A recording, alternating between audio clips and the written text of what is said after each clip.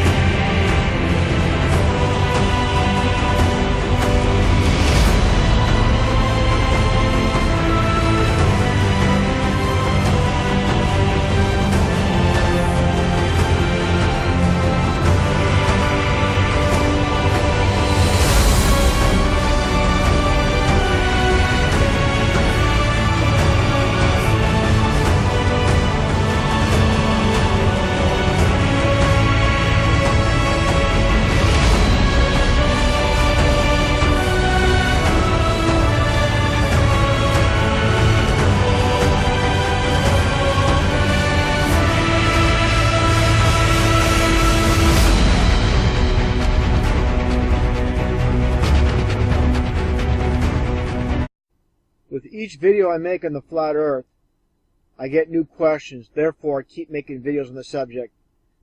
And the one question that seems to be popping up lately is, why would they lie about us living on a ball and when we really live on a flat earth?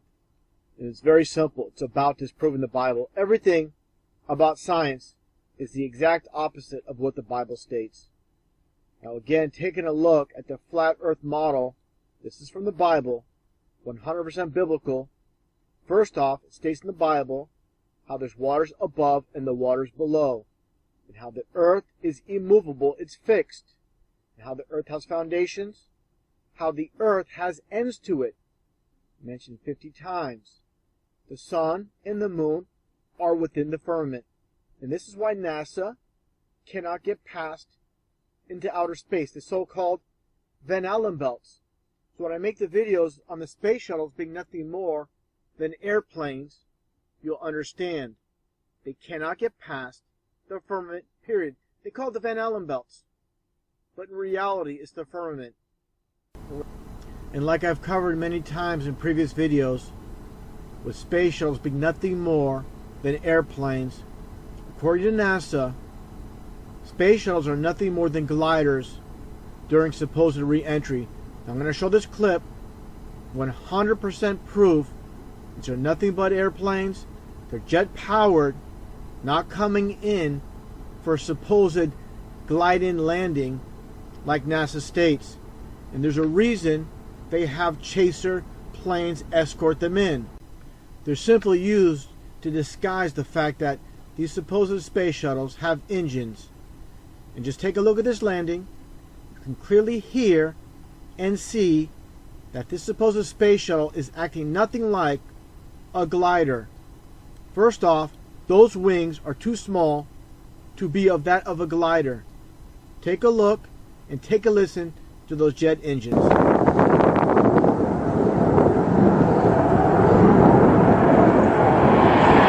There's a shuttle.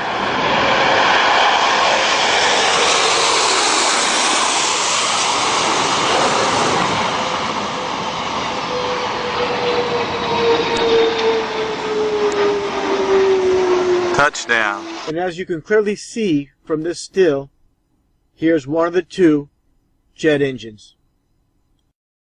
And when it comes to meteorites, they're nothing more than falling stars. So everything we're given is false explanations to cover up the lies. And here's a demonstration how those that own and control this world from the very start try to disprove God and the Bible. Just take a look how everything with evolution is the exact opposite of the Bible. Where it states here in the Bible, earth before sun, and evolution states sun before earth, oceans before land, land before oceans, fish before insects, insects before fish. Man was created from solid matter, and evolution states man evolved from liquid. Birds before reptiles, reptiles before birds. There is eternity. There is no eternity. There is a soul. There is no soul. So you see how evolution is the exact opposite of the Bible. Now I'm going to demonstrate how this is satanic. Now getting back on topic with the flat earth and showing how the firmament is above us, again with the sun and the moon within the firmament. And this is key here. From Genesis 1:14. And God said, let there be lights in the firmament. This is within the firmament right there. So again, the churches don't tell you this, but this is the truth. Now let's look at evidence with video footage. Take a look as you see clouds behind the sun and in front of the sun. I'm also going to show some footage of the moon within the clouds, proving again how the Bible's truth. Clearly see, this is the sun, clouds behind, clouds in front. How is this possible if the sun is supposedly 93 million miles away? It's not. It's more like 1,000 to 3,000 miles away. Much smaller than we're told as well. You need to forget everything you were ever told in the history books, in schools, what NASA says, what the History Channel says, it's all lies. With this video, you can clearly see how the clouds are behind the moon. This is no illusion. The only illusion is what we're told in the school systems that are owned and operated by those that own and control this world, the anti-God system. The truth has always been in front of you. Right there. You just have to open your mind and let your eyes see the truth, which is right in front of you. People that don't believe in the Bible, they're completely deceived. Unfortunately, there's no turning back, and that's why they say, get them while they're young. The first thing you do when you step in a classroom as a child, first thing you see is you see a globe. Every classroom is part of conditioning and brainwashing, the anti-God system. And now I'm going to play a previous video explaining more of the flat earth model. And again, when the Bible states there's ends of the earth, understand. I'll explain this more in the video coming up. The ring of ice, Antarctica. This surrounds the flat earth. And of course, the UN flag just so happens to match the flat earth model. This is mockery. This is how Satan operates, and his minions. They love to mock. And for those that are new to the flat earth concept and can't grasp it, don't completely understand, a lot of people's first reaction is, won't we fall over the edge? It doesn't work that way. The edges of the earth, a huge ice ring, which is Antarctica. And the sun, like the Bible says, the sun moves, and the earth is stationary. It's fixed, immovable. So understand one simple thing. Everything we're told in the school system, in college, is the exact opposite of the Bible, just like evolution. How we all evolve from fish to monkeys to humans. The whole ball of earth we're told in the school system is another lie. Everything we're told is a lie. And why do they lie to us about all this stuff? They want to be the ones that hold the knowledge. They want to mock God's people. I'm going to play this video. And there's no moon in this model, but understand one thing. The sun moves a bit faster than the moon. And one concept to also understand is, people that don't get it, at times you can see the moon and the sun in the sky at the same time during the day. That means on the other side of the supposed globe, there's no sun, there's no moon. Doesn't make sense at all. I'm going to play this clip. You can understand again how the sun works on a flat earth night and day. See, 3-hour time difference of the East Coast and the West Coast get their light. Exactly how it works. And the sun and the moon are much closer to Earth than we're told. Only a few thousand miles. The sun is not 93 million miles away. It's all lies by NASA, the government. We've been all lied to. And also to understand the solar eclipse, like I stated earlier, the sun and the moon move at different speeds. Just like a clock, the moon moves at different speed, a slower speed. That's how you get those eclipses, solar eclipse. And also, I explained this before, with the 24-hour sunlight in Norway and in Alaska, when the sun moves, when it spins around the earth, it moves as it spins in and out. So again, when it spins towards the center, during the times of year that you get complete daylight in this region, the North Pole, the Arctic, that's why you get those 24-hour sun. And it doesn't happen in the South. the supposed southern hemisphere. For example, in the tip of South America, New Zealand, you never get those 24 hours daylight. And that's because, of course, as the sun moves around, it's not constant like it is in the Arctic. Before I show a clip of a couple in the St. Louis area recording a lunar eclipse taking place while the sun and the moon are above the horizon, they unwittingly prove that the Earth does not create a lunar eclipse. Now, with this quote from F.H. Cook, The Terrestrial Plane, according to the global theory, a lunar eclipse occurs when the sun, Earth, and moon are in direct line.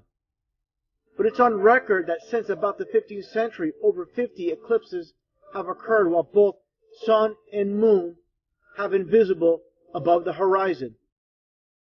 Now, before watching the video, wait till he gets to the part where he sees the moon and the sun above the horizon, and then he sees the shadow of the moon on the upper portion. It should be on the lower portion if we live in a ball Earth. Take a look and listen to how he struggles to explain this, and he just calls it an illusion. Take a look and listen. So it's December 10th, about 6:30 in the morning. It's about 18 degrees out here, and we're standing on top of Poke Mounds, just east of St. Louis. Behind me is a full moon, which will soon be going into a full lunar eclipse as it sets, kind of a rare experience, while at the same time behind us, the sun is already being arrived. So it's going to be a very interesting and beautiful experience. Oh my God. So it's about 6:55, and as you can see, we're a little bit brighter out here. You can see the shadow creeping across the moon. It's a little hard to see, I'm sure, in the camera, but from here, we can see it clearly. It's about a third of the way covered. The moon is starting to turn nice and orange. Over our right shoulder, you can see Nantucket using the nice early morning sun, which is getting very bright on the eastern horizon behind us. Here's the sun. We still have the moon out, which is slowly eclipsing, and it's still cold. Okay, so it's now about 7:04 a.m.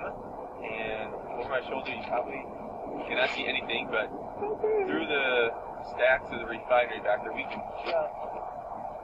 can just barely make out a little bit of the moon left. It's about 2/3 the way covered with Earth shadow. And now take a look. The top portion of the moon is covered. Again, with the supposed ball Earth theory, the bottom portion of the moon should be eclipsed, not the top. Keep watching. Turning a sort of pale orange, pinkish color. But with the bright morning sun coming up, there's not enough contrast to be able to see the moon there. We can still see it just a little bit. What I find very interesting is I was expecting the shadow to come upward across the moon as it would go down and it would pass into shadow, and actually it's going the other way around. The shadow, as the moon is here, the shadow is creeping down across the moon, even though the sun's coming up over here, and that must be because of the moon's rotation around the Earth. It's moving farther up, even though the sun's light is actually coming from over there. It's actually coming underneath the Earth. So he's saying the light is coming underneath the Earth, the ball. There's no way. This guy's trying to figure things out based on the lies in the science books. He can't get around it. The sun is here, the Earth is here, and the moon is back here, and the light is coming under the Earth, but the moon must be rotating around even though we're turning, so it looks like the moon is going down. It's kind of an optical illusion. It's pretty cool.